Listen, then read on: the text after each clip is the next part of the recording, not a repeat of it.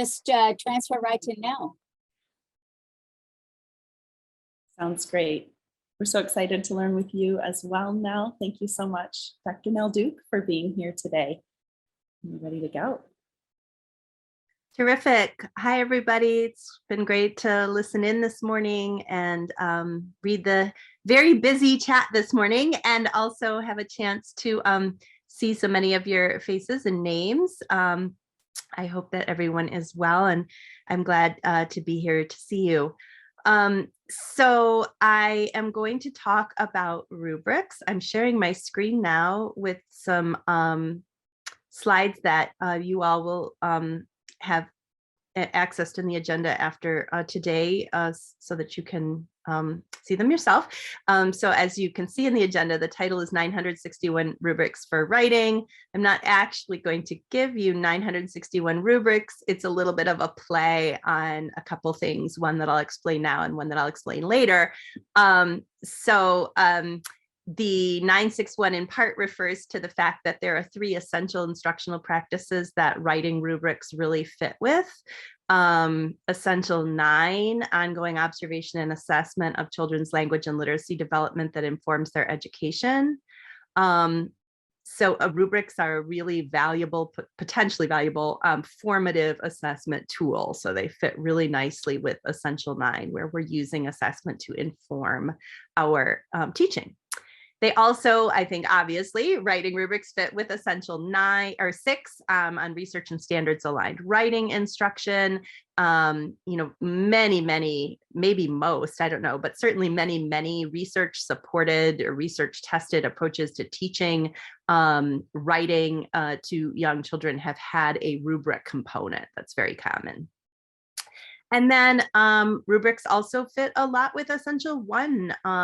And in particular, within Essential 1, you might remember that bullet creates opportunities for children to see themselves as successful readers and writers. And a point that we have made in every Essentials Institute that we've ever given, I believe, on the K-3 Essentials, is that in order for children to see themselves as successful readers and writers, they have to have an understanding of what constitutes success. So rubrics are one tool, not the only tool, but certainly one important tool in helping children to think about what constitutes a successful piece of writing. So one of the reasons that rubrics are really powerful is that they can help educators to really think about what is it that they want to see in a piece of writing. What are their goals for children in a piece of writing? And therefore, what do they want to teach? And what do they need to do to support children in meeting that goal? So I see writing rubrics, honestly, as much a professional learning tool for teachers as I do an assessment tool for children, because they push us to get very clear about what it is that we actually want and are looking for. And so I'm going to talk a little bit now about that process. So this is a rubric that I've been working on that is designed for pre-K kids. And it reflects a goal that I have for pre-kindergarten children, that by the end of pre-kindergarten, they're able to plausibly represent the first sound in every word in most words in a personally meaningful message. That's my goal. So for example, if they want to write, I love ice cream, that they could write an I for I, an L for love, an I for ice, and a K for cream, because K is a plausible representation of the first sound in cream. So that's my goal for pre-K kids, or one of my goals for pre-K kids. And so I create this rubric that sort of breaks down the different things that kids need to do in order to make that possible. They need to be able to think of a personally meaningful message. They need to be able to separate that message into individual words. They need to be able to hear or discriminate, isolate the first sound in each word.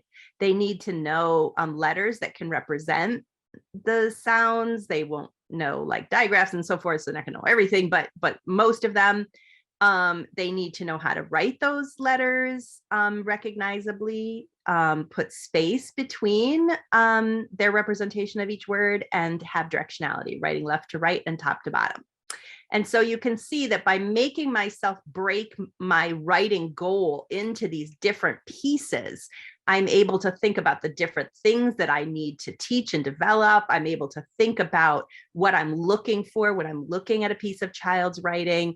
And then in the way I work with rubrics is they're not so focused on, or these days anyway, they're not so focused on the kids, but on what does the teacher need to do? So when does the teacher need to provide more support or less support to the learner?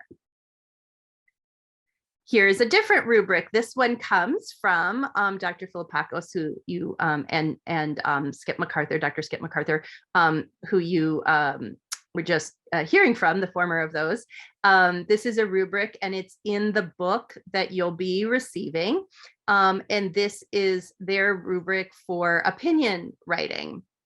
And so you can see that here they have articulated the things that matter to them, the things that they think are important in opinion writing. Obviously, these two rubrics are extremely different, and that is as it should be, because your rubric should reflect the things that you are aiming for instructionally. And so this is what they're aiming for in this particular writing context. This is what I was aiming for in that particular writing context. So it's just to show how much rubrics can get us to break down and really reflect on what it is we want to see in children's writing. Now, I want to loop back to the Cultivating Genius book and to Dr. Muhammad's work. This is from the book. It's one of the sample lesson plans that you see in the back of the book. It's a second grade lesson. And you can see that the skill here that's listed is students will be able to write a persuasive essay. But you'll also see, so a persuasive essay would be, opinion piece, right, is a form of persuasive essay. So children will be able to write a persuasive essay. But as you would expect, there's also discussion of identity, intellect, and criticality. And so the context of writing this persuasive essay is that they're going to try to persuade people to take action on a particular issue within their community. So if I'm a coach working with a group of teachers and we have a big project coming up that's going to involve opinion or persuasive writing, what I'm going to do is I'm going to look at this and I'm going to look at this and I'm going to think, well, what do I value? What do we as a group, what does our group of teachers value?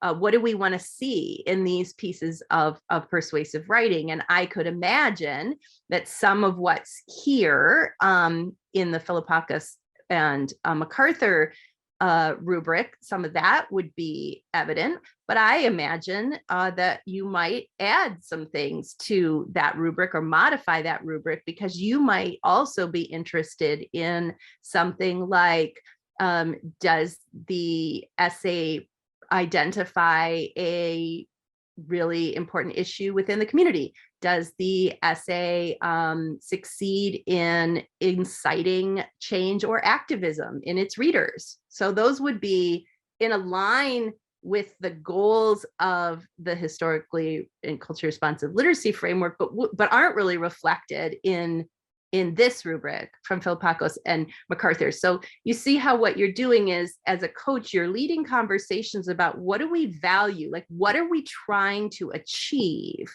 in this particular writing project? And then we make our rubric accordingly.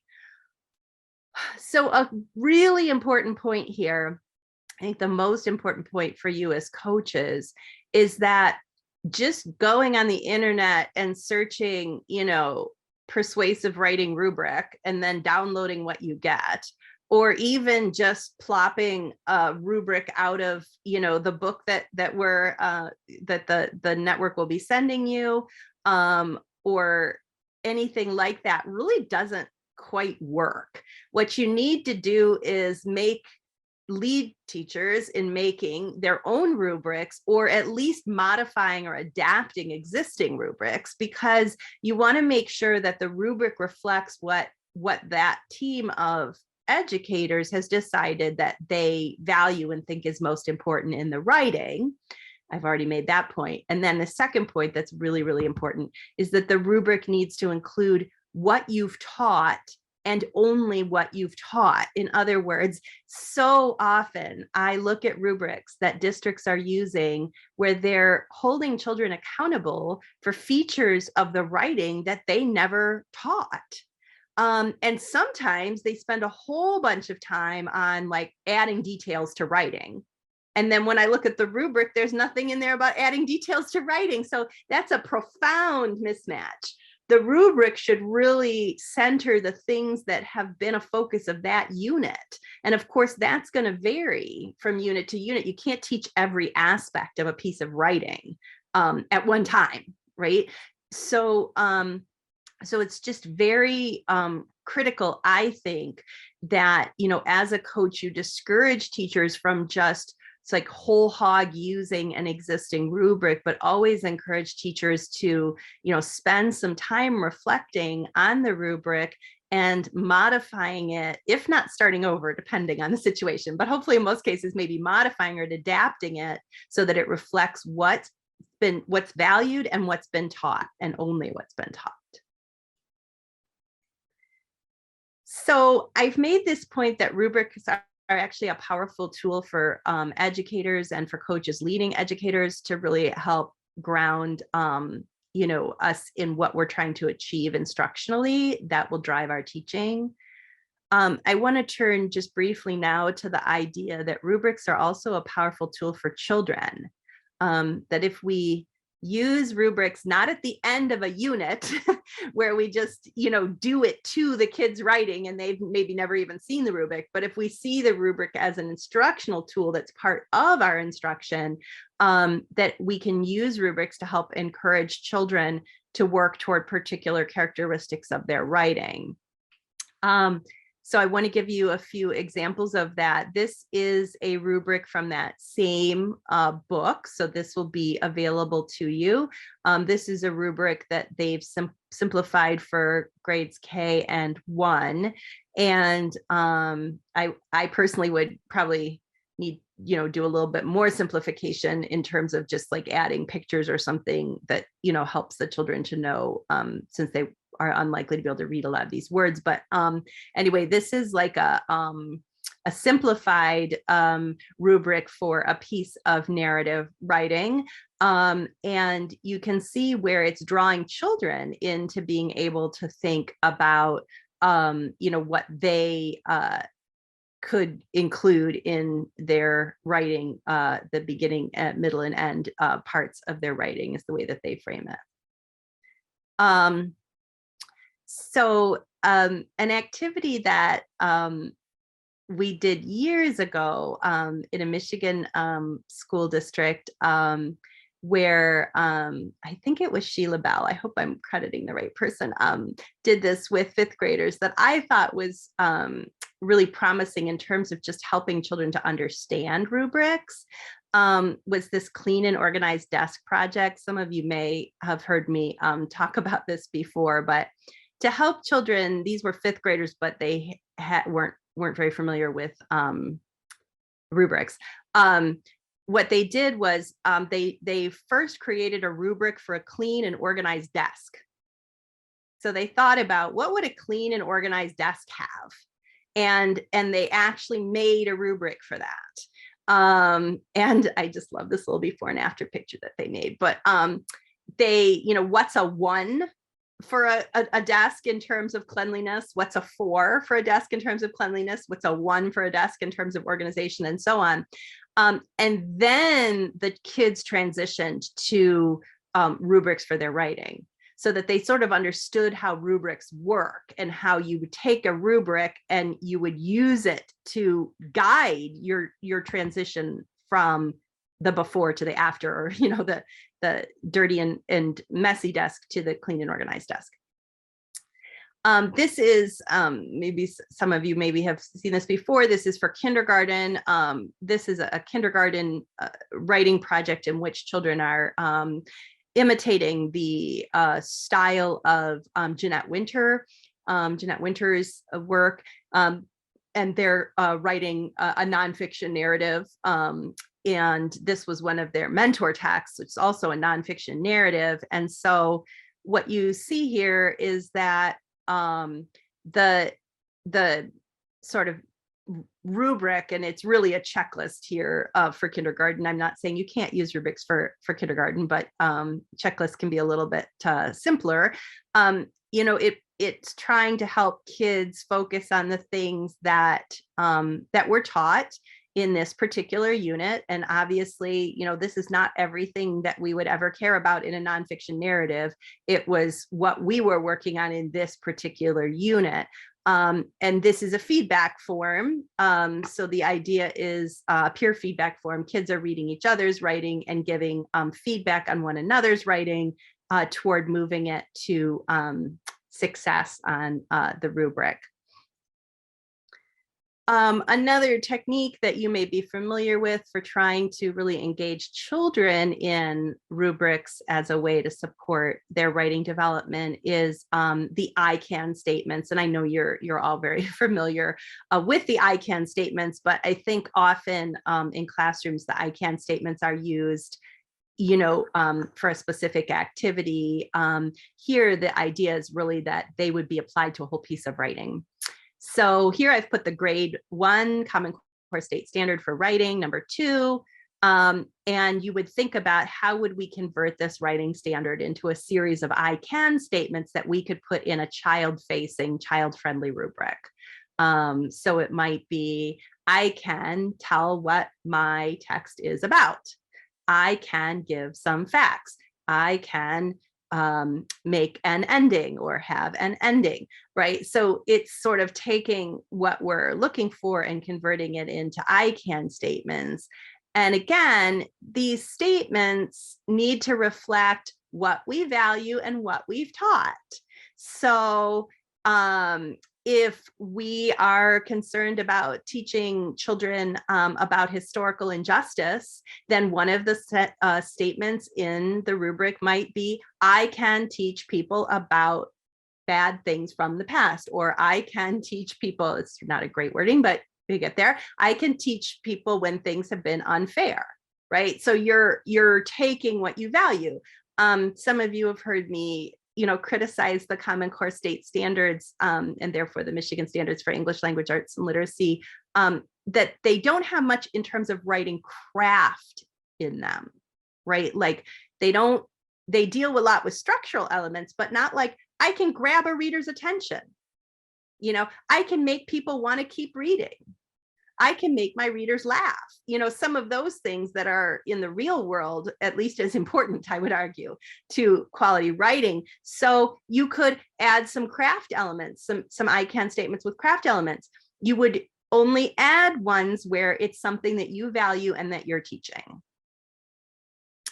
So to summarize, my piece of today is just to remind us about rubrics. I know you all know about them. I know you all use them, but as coaches, they really can be a valuable tool to help organize conversations about writing pedagogy and about writing development and achievement.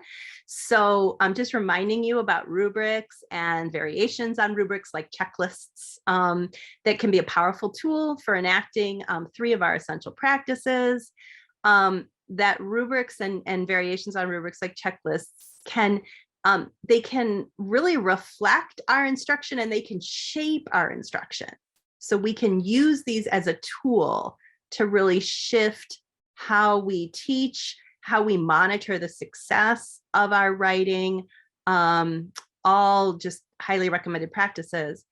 And then finally, I've tried to remind us that if we treat rubrics as a tool for helping children think about the success of writing, and not just apply them at the end, but have them as a presence throughout the whole process, and perhaps even teaching kids about the construction of rubrics, like through that organizing desks project, what that can then do is it can actually bring rubrics in as a pedagogical tool for children rather than just as a formative assessment tool for teachers. And I did it in 20 minutes. Yay. Any questions, comments, etc. that you have about these? I think it would be great if you could share those with the MAISA leadership team, because when we continue this year-long focus that we've had on writing, right, and we launch the opportunity to read this book that's coming your way, knowing what you're wondering about, what you're struggling with as coaches, around rubrics or around anything else, but certainly around rubrics, like being aware of that could really help to inform and to shape our next quarterly session. That's it.